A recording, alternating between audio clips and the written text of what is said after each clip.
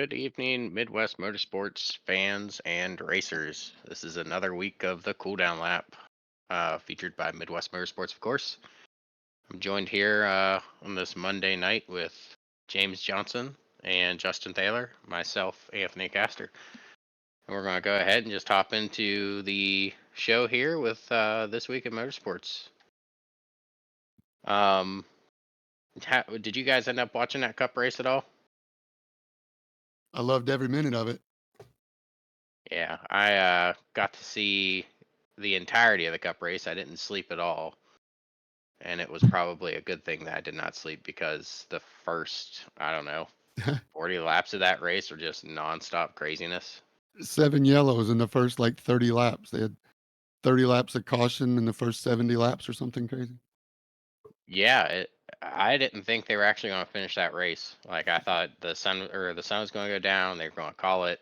Um, Kyle Busch actually had a pretty good radio moment where he said, "This is the point when Jim France would get on the radio and tell us pull our head over our asses." So it was definitely a good race. I'd say it got better as the race went on. The first handful of cautions, you're like, man, this is gonna be a complete nightmare, dumpster fire. And then somehow they pulled it together and actually made it out to be a pretty good strategy race. So Denny um, Hamlin blew up on lap 3. What do you think happened? I mean, he said it just blew up. Do you think he missed a gear or I think he missed a gear. went for the gate, went for downshift instead of upshifting? Yeah, I think he missed something and just totally blew it. Um, Denny doesn't which do anything wrong. Come on. He'll never admit it. No, I wish they would have showed the in-car video Yeah. of him going up through that chute because eh, I don't know what else could have happened.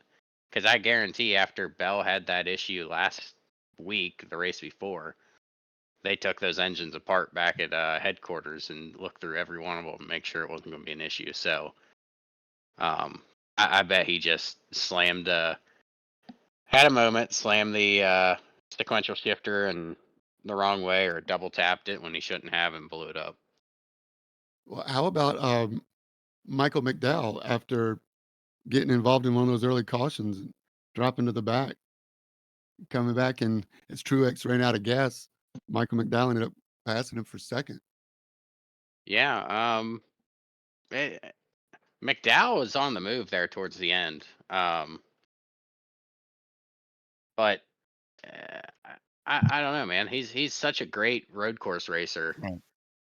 and he's always showing that. I just wish it would translate more on oval. He's got a couple oval poles, but I wish he'd start running up front more on oval. And how about Shane Van Gisbergen showing him putting on a clinic in the Xfinity race? Yeah, did you watch the Xfinity race at all, JT? I actually didn't. I didn't catch either of the NASCAR races. I was pretty had a pretty busy weekend. I did watch probably the last 15 laps of the Cup race live, but other than that, I watched the highlights of the Cup race, and I didn't catch anything. And then I saw on the Tweety Bird app, whatever it's called anymore, Yeah. saw Ginsburg and maybe telling Austin Hill that right turns are his ordeal, and a little bit of did he get some payback from Coda, or what was the deal with between him and Austin Hill? He didn't even rub him. It was door to door and on a restart going into turn 2, the right hander up the hill, and Hmm. he was wheel to wheel with him. And I don't know what Austin Hill just expected him to let him go or something. I don't know. He's racing. Yeah, It it's wasn't Austin even Hill, so probably. it wasn't even literally contact. I'm sure you couldn't tell. But yeah, I didn't really get to unfortunately watch too much of that. I did watch some other racing this weekend though. But yeah, I saw you were talking about McDowell. I saw his looked like he had quite a bit of speed tape on his hood. Did he get banged up earlier in the race? Yeah, he was involved in one of the he was in the tire wall backwards Oh jeez. before the S's. What is that turn? It goes from like turn 4 to turn 7, the right-hander before the S's, and um, two cars got tangled up in front of him, and he went driver's left to avoid it and caught somebody else. Somebody else caught his right rear and spun him backwards into the wall. So yeah, he got a big piece of it. That's the wall they Mm. had to repair. It took like 10 laps of caution Oh wow. to get the tire barrier fixed. Um, but yeah, man, when he puts his head down, Michael McDowell can do it. I mean, I hope he can pull it together when he joins. Who's he going to Spire next year? Or Yeah, next year Yep. he's going to Spire. yeah, Yeah, it's probably going to be what, him, LaJoy, and Hocevar. sounds like it. Hmm. Going back to the SVG and Austin Hill tussle, uh, they did ask him about the Coda ending and how that kind of played into this, and he said, "Well, it looks like we both took a win from each other." Oh I my gosh. and I said it in the Discord, and I'll say it again. I really appreciate how SVG is just this big dude that Austin Hill cannot push around. And it just makes it better that Austin Hill can't get out of the car and just walk over there and just shove him around like he would any of the other drivers. He actually gets out, gives an interview about how pissed he is, and then goes on about his day. So it's it's refreshing to see for me. He's a tool. Takes Yes. everybody's trophies. So JT, what all did you get to watch this weekend? Oh, I got to watch me some Formula One at Montreal, which I don't think ever really disappoints. It was a fantastic race. What about you guys? Were you able to watch it? I did. I loved it. I was having issues with my ESPN saying that I was blocked or logged out, so I had to jump over to F1 TV to Mm. do that subscription. And the announcer's a little bit different. I kind of missed Martin Brundle's pit walk, but um, yeah, I watched the race. The racing was incredible. And how about K-Mag going out on full wet? Too bad his pit team that were they not ready for him, or I'm not exactly sure why they had like a 5-8 second stop instead of a 3 second stop. Yeah, it was. From what I heard, it was kind of his call to come in. So I don't think they were really anticipating it. But like, I mean, they made the gamble, right? And what was he up? I think 10 positions. Yeah, Um, crazy. within. I mean, I told my buddy at work we were watching because I was actually changing the oil in my daughter's car, and I had the race on, listening to it. And then as soon as whatever lap it was that I heard that Lando took the lead, I was like, all right, I gotta wrap this up now so I can clean up, have something to eat and watch the race. So um, we rewatched about the first 20 laps or whatever during our lunch break today, and I was like, imagine being, like Oscar Piastri or whoever was in, I think, fourth or third place or whatever when K Mac was coming through the field. I was like, imagine him being up there and your team radio is like, all right, you got Kevin Magnussen behind you, and like being like, what, wait, like for position, like is this some kind of prank or something? But I mean, Reigns the equalizer. Both Ferraris. Leclerc had issues pretty early, and it was weird because on his first pit stop, he had a little long of a pit stop, and then they told him they fixed the engine. So I don't know if it was some electrical gremlin or not, but he didn't really last a whole lot longer, and they told him to retire the car. And then um, Carlos he spun, self spun, and unfortunately Albon got collected, and then Logan Sargent. So I think both Williams ended up retiring. Both Ferraris.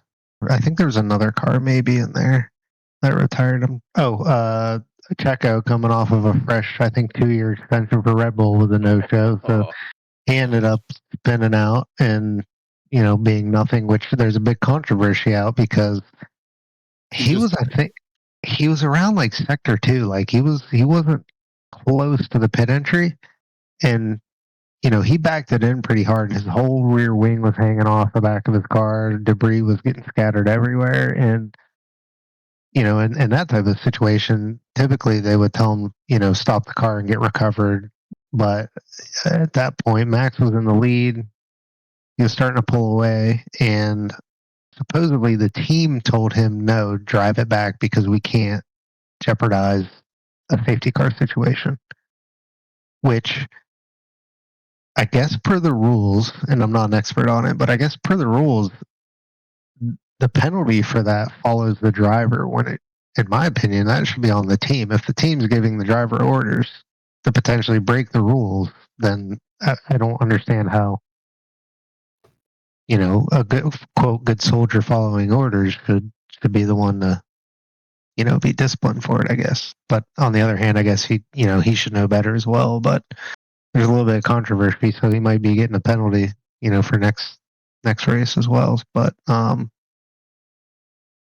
there was just a lot of good battling, and the rain really shook it up. The safety car shook it up. So it was a very very good race from the spectator side of it. A lot of changes for position throughout the whole race, and the podium positions. So it was really good, and the strategy of a pretty wet track to dry out, kind of stay wet and then dry out more was really cool to see all the teams what they were doing. A lot of drivers were going on the full slick tires earlier than others, and there was a lot of like guessing on what's the right tire call right now. Do we take the penalty up front for getting slicks and hope they come to us, or do we put on another inners and risk being that much slower towards the last, I don't know, 20, 15 laps of the race? Or risk, starting the race on full wets, and who knows where we end up and seeing where it plays out. I don't know if you remember Bernie Ecclestone, long before he retired or whatever, but he was proposing putting sprinklers on the track so he could make it rain anytime and, throw that I'm curb. for it. Now I'm starting to lean towards that way, man, because it's so entertaining, man. Uh, yeah, it's awesome. It is, and I mean, like I said, the racing there, I think, it's a good product, I think, and it's such an interesting location for a track. It's pretty much on the island of nothing, so it's unique, it's cool, and it's not a procession race, so there was some action, and I think I agree with you and Bernie. I think maybe we need some water trucks scattered around the tracks, and maybe we soak one sector and let that one dry up and hit a different one. I don't know. Without the caution, do you think Max could have got around Lando? Um, Maybe. I don't know. I think it was weird because if that safety car would have come out maybe like 5 seconds earlier, Lando probably makes the pits under the safety car and doesn't lose Right. first place position. But I found it interesting towards the ending laps of that race. Lando was hovering around 2.5 seconds outside of Max, and Oscar Piastri's engineer comes over and asks him, do you think you have more pace and can chase down Max? And I'm like, the dude's literally got Russell on his tail right now, and then Lewis Hamilton in tow. Like the kid's got enough to deal with, and how are you going to switch your car positions without losing more than what you could potentially gain? Like it's not going to like. I'm just surprised that their strategist even asked the question to the driver if he thinks he has enough pace when he's trying to fend off a Mercedes right now, and there's another Mercedes in tow right behind him. So it was kind of weird, and I don't know. I think maybe with the safety car it would have been a little bit closer. But I mean, Max is going to do what Max does. I mean, there's no denying, his abilities. So, what do you think about the either the lack of Red Bull performance this season or the other teams catching up? Like McLaren's really been putting some sporty cars out. Um, And the last race was probably the raciest we've seen the Mercedes. Yeah, Mercedes really turned it around, especially, yesterday. McLaren's kind of been on the up for the past few weeks. Um, I think it's good and great for the sport, obviously. I really do want to see multiple drivers, a fresh rotation of drivers, I guess, fighting for the podium spots. And, with both Ferraris DNFing, I need to look up the constructor championships, but I think McLaren could have a really good shot at potentially getting in second place in the constructors. They're just very consistent in scoring the points. But what I think is happening is the new aero regs are coming out, I think in 26. So I think Red Bull's really not pushing the envelope too much further. They're probably already well designed with the new aero regs. If you haven't looked into it, basically in a nutshell, they're basically getting rid of DRS and they're incorporating active aero on the front and the rear wing at the drivers to use in certain zones of the track.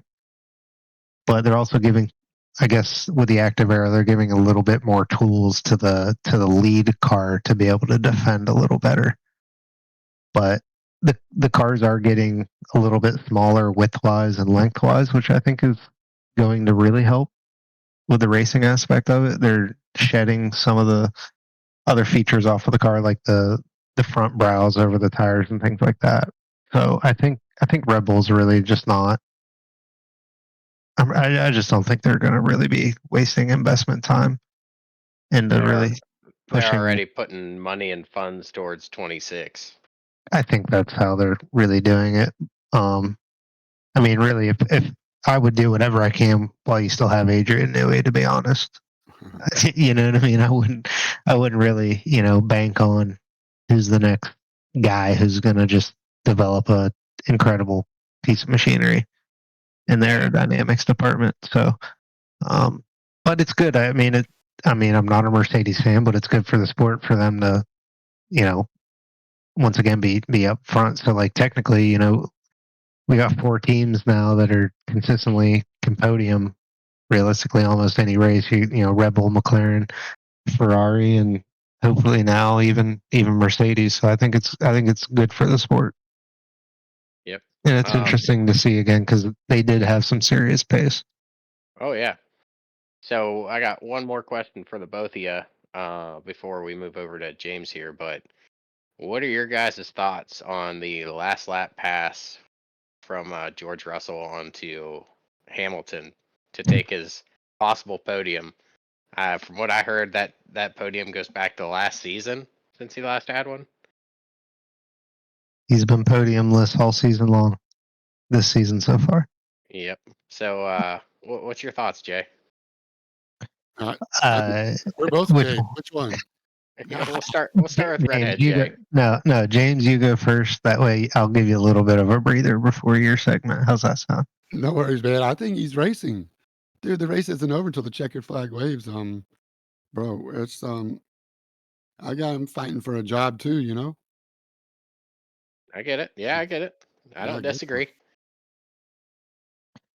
Um, it's the classic. The one person you always want to beat is your teammate, and I think maybe if George Russell would race others the way he races Lewis, and I'm not a Lewis or a George fan. I'm not defending or criticizing the other one, but I think he'd maybe be a little bit better. But he definitely seems. I think he's pulling that. Well, this is my team now, so off you go type of deal. Maybe since Lewis is going to Ferrari, and they brought Russell in to be his predecessor. So I think he wants to basically say, I'm not going to let you.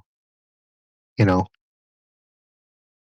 I'm not going to try and just give you whatever last season you have here at Mercedes to be sweet and full of joy. I'm going to make you if you want the podium, you're gonna have to race me for it. I guess I don't know. Yeah. That's what they pay him for, in my opinion. Yeah, yeah. You gotta Yeah. go. Yeah, you just see a lot of team orders coming out with different teams saying like, "Hey, you follow this guy or that." But like we going back to it, Mercedes hasn't really been that competitive this season for them to, I guess, lean on one driver versus another for team orders. So I thought it was cool to see George just take it to the inside and pass him. I just thought it's funny that they brought it up that Lewis hasn't podiumed at all this season, and that was his best opportunity. And George just like, nope. So, James, what do you got, man? Man, you know I love open wheels in IndyCar, and they were at Road America this week, and they had a couple of yellows as well early in the race, but they finally settled down and went racing, and Penske brought it home with the Penske sweep of the podium. But I'm happy for Will Power to finally um, get a win after like a 2-year drought. I know his wife was going through some health stuff last year, so it was a big distraction, but he just couldn't find his mojo. But hopefully he found his mojo back. Yeah, it was. It's interesting to see Penske's dominance this season. At least hearing about it in like all the sports articles and such that I read up on. They seem to be up in the front a lot, and especially with taking the podium here, 1, 2, 3. It's interesting to see.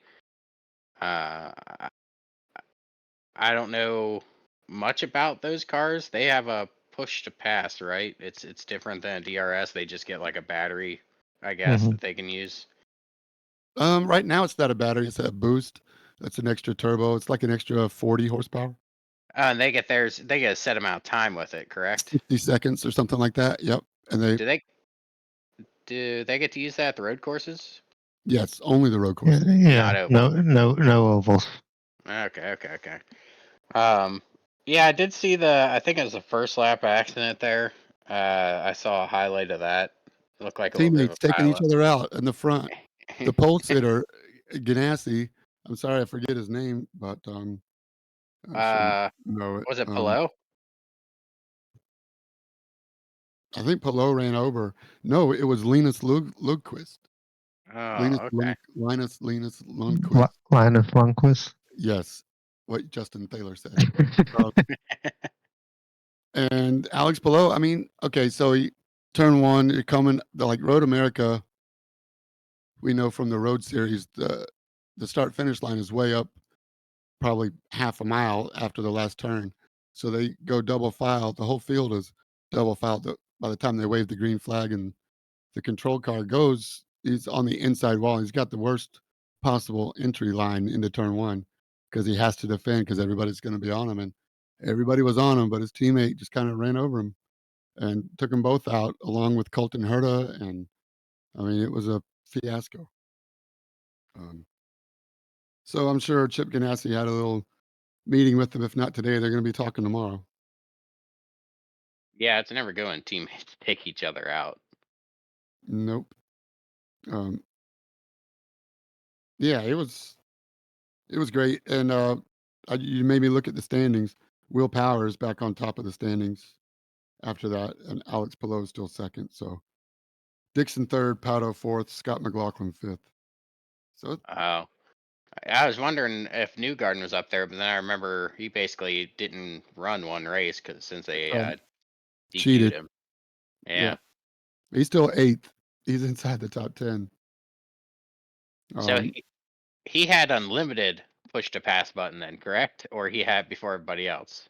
no, he had it before everybody else. Uh, That's the ruling. Well, on the field was that he used push to pass. You're not supposed to use it for the first 2 laps, kind of like DRS. DRS. And so all three of the Penske cars had it. Will Power used it 3 times, and um, Will Power never used it.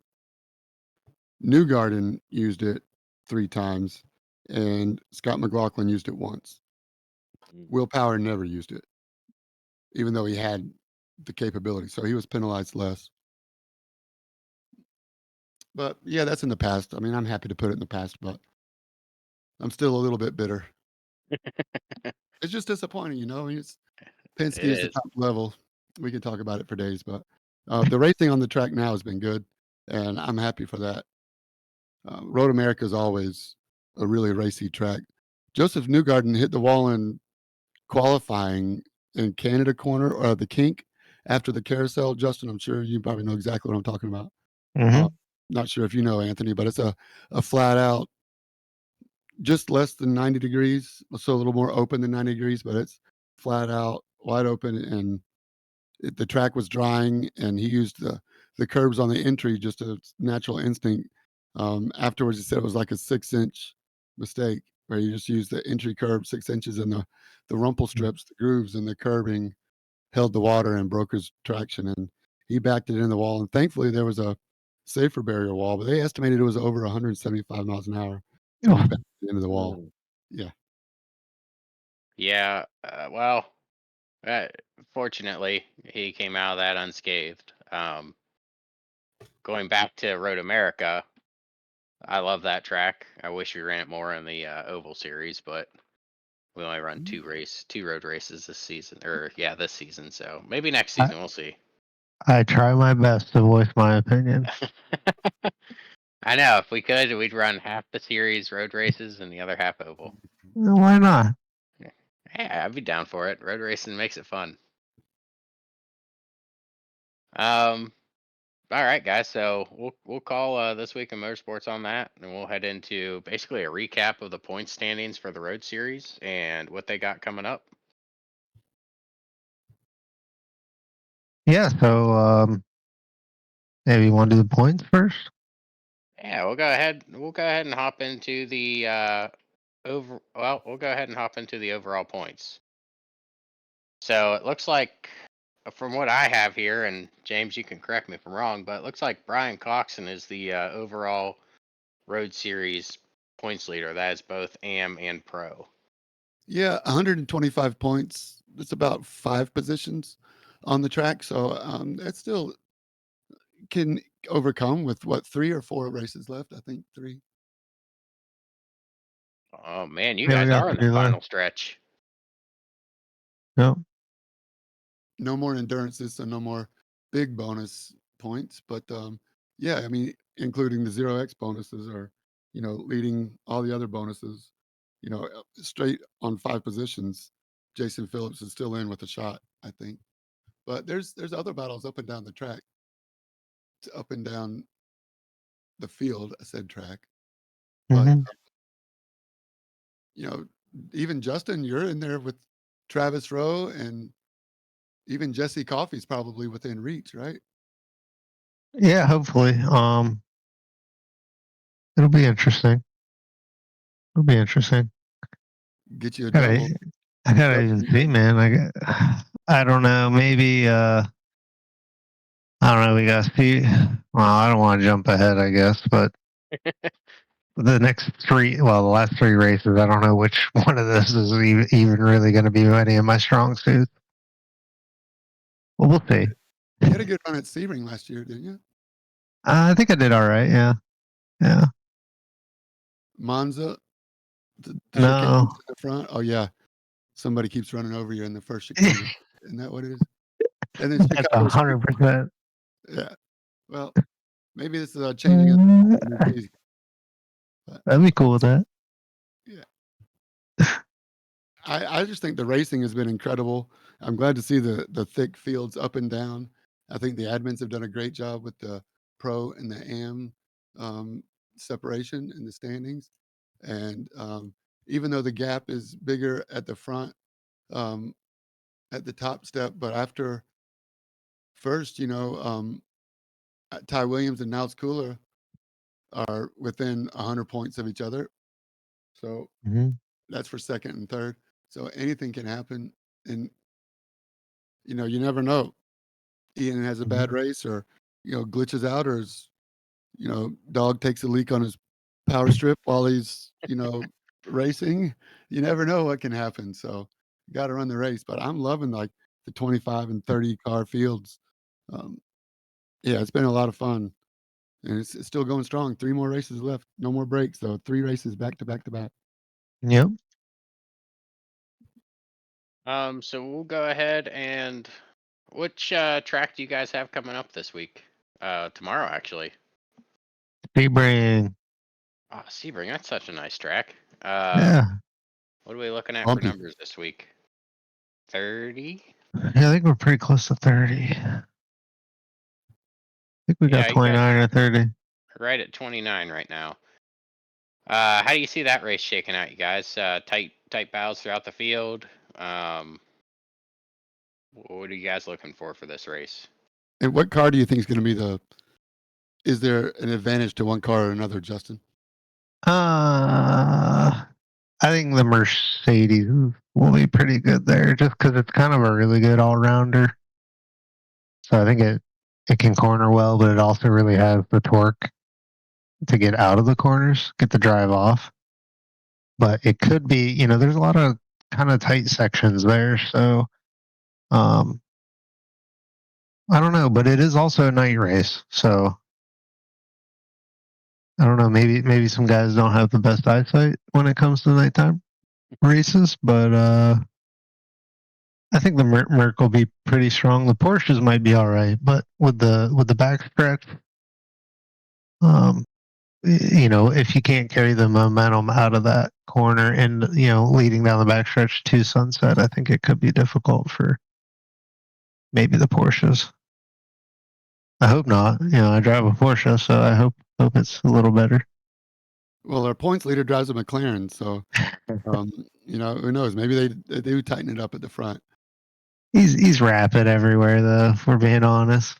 What do you think? What car? I mean, you've got to see a lot of the action. I'm only in one car. What do you think? Manufacturer will kind of be the stronger of I them. think they've done a great job with the BOP. I do think that the McLaren is going to be smoother on because it's so flat. It's paper flat. You don't have the banking to help the Porsche. You're going to really need that low power grunt to help minimize the wheel spin on exit, or getting sideways or over. I don't know what the right way is, but it seems like you have to roll the throttle a lot more with a Porsche than. Well, I mean, of course, I'm watching Josh Bloom and Jason Phillips, and even Ian Makaitis and Ty Williams in the front of their classes. They're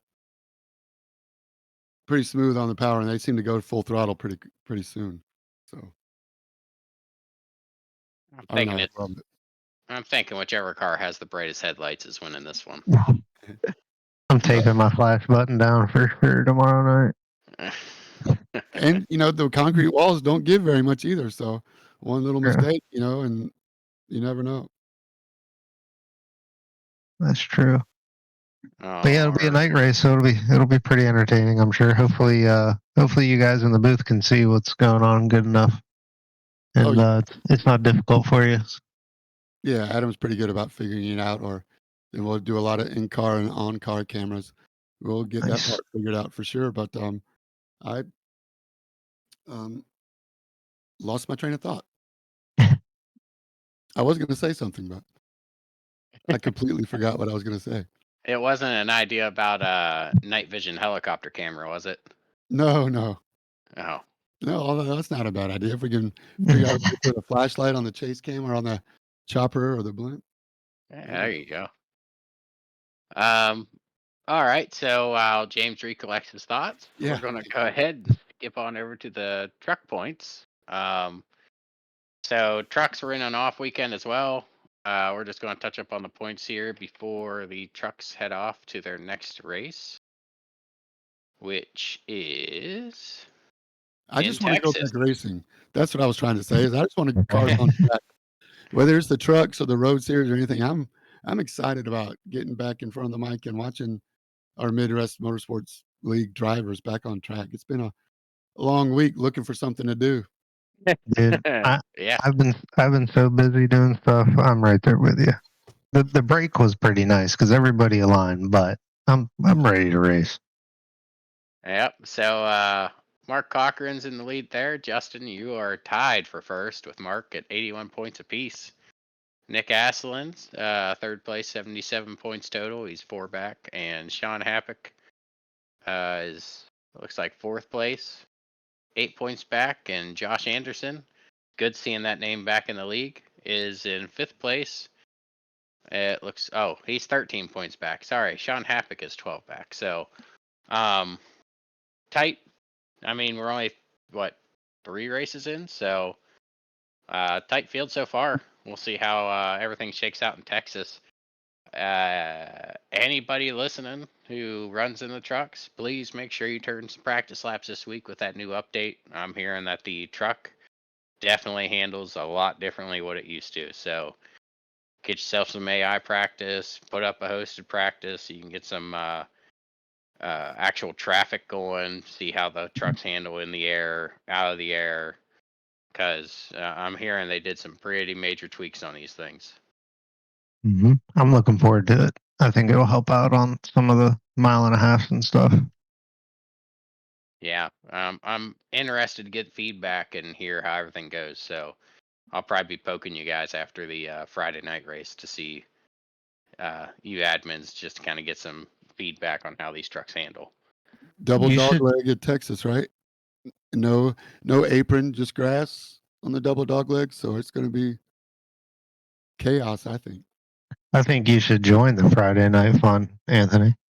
I'll probably be shacked up in my truck somewhere in Kentucky. Yeah, stop that. Yeah, I know. Cup Series. We're just gonna do a quick recap on this one as well, guys. Looks like points after the last race. Justin's leading the points here, 88 points total. I'm right behind him, 10 behind.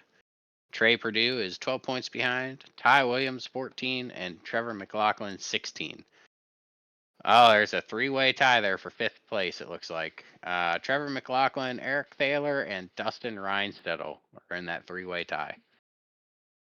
So it's another tight field. I'm expecting, because we're going to Richmond, I'm expecting Dustin to put on some heaters here and make some ground up on that championship lead. He's usually pretty good at Richmond. I haven't got to turn any laps here, so I don't know what it's going to be like for me. Justin, I imagine with your crazy weekend, you haven't got to touch the cup car here. No, I just got into the rig for the first time, so I haven't touched it since last season. But I will say, I think with our change of format and only having comp cautions, that I think almost anything could be up for grabs, really. Yeah, it's good to hear that. After running that Kansas race and having those long green flag runs and actually being able to run with some fuel strategy and offset and tire strategies, it's going to open up a lot of different possibilities for these races. So I guess you can't write home that Dustin's going to run away with it, even though he's really good at this track, because a lot of things can happen. He could always have another internet issue, or the strategy just gets him. So we'll see how everything turns out. But I uh, think I think at Richmond it's going to be easy to get trapped a lap down. You know, Yep. if during the pit cycles, if they have green flag cycles, you know, if you don't time your tire changes just right, and I mean it's a considered a short track, right? So caution can come up at any time. Um, Josh has been really good about not calling a caution for just one car incidents in the wall, but if there's 2 cars or more, or if somebody's facing the wrong way or spins all the way around, he's probably gonna throw it. So, um, yeah, you definitely gotta know who you're racing against and where you're trying to fit in and know what they're doing, and I'd probably do something similar to about where I'm gonna finish unless you wanna just throw a Hail Mary and try to pull a strategy out, but, especially early, I think you gotta just go with the flow, not get oh, trapped to let down. It's hard to get it back, I think. yeah, it's going to be a long race. I didn't think to look at the lap counts. We're running 200 laps. Comp caution at lap 30. 3 additional sets of tires with the one you got to start with. So there's going to be a lot of baby in your tires. You burn those things up quick. That's going to be a lot of laps you have to run on a dead set of tires. Mm-hmm. So And what if a caution comes out? What do you do? I mean, do you wait for the caution to come out? Like, do you bank on a caution coming out? Like, I think the strategy will be very interesting. Or do you save that fresh set for the last stint, so to speak, or the last caution to come out with 30 to go or 20 to go? If it comes, and you better hope that you have one on the floor if it does come, because you'd be a hero if everybody else has burned up all their tires and you got a fresh, Sure. you can unlap yourself twice, probably 4 or 5 seconds a lap faster. It'll be interesting. yeah, well, anybody watching the races, hopefully we put on some good shows for you this weekend. Whether it be tomorrow in the road race, whether it be in the truck race on Friday or the cup race on Sunday. I hope you guys enjoy the racing. Hopefully it's clean racing and everybody still has some clean races left in them. It's great to see that the trucks and cup are both off of the 12x incident limits. So the only penalties would be anybody that shows up that didn't serve them last week. But let's try and keep these clean races coming and see if we can put together some green flag racing. So unless anybody else has anything they want to touch on, you guys good? Yeah, I think so. Let's go racing. Oh, Let's yeah. go racing. So we're going to go ahead and we're going to call it on that, guys. So if y'all can, go ahead, give us a listen. There's going to be some polls up. I'm going to be dropping them probably tomorrow, and participate in the polls you want to. Otherwise, y'all have a great week, and we will catch you next week. Looking forward to it. Don't forget to stay in your lane.